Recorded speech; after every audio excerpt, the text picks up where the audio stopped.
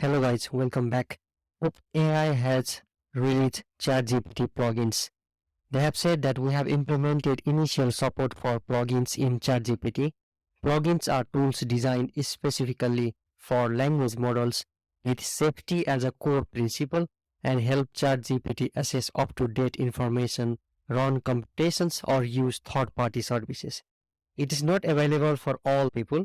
You can be on the waiting list. If you click the link, here you can provide your information and be on the waiting list. And they have also created a documentation about chat plugins. After you get approved from the waiting list, you can use the documentation to create your own plugins. Here they have mentioned that plugins can allow ChatGPT to do things like, first one is retrieval real-time information, example sports, scores, stock prices, latest news, etc. Base information, example company docs, personal notes, and perform actions on behalf of the user, booking a flight, ordering food, and etc.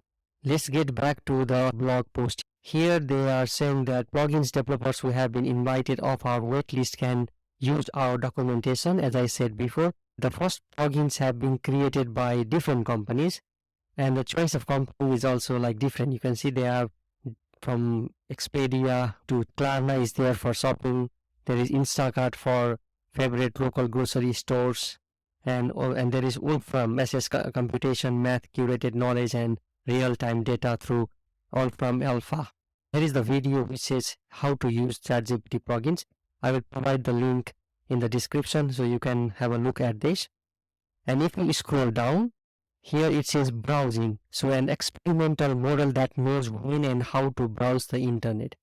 They have actually used the Bing API to browse the internet because ChatGPT, the one feature that they were lacking is the latest information. Like if you ask something to ChatGPT about the latest information, it says that the knowledge cutoff was September 2021.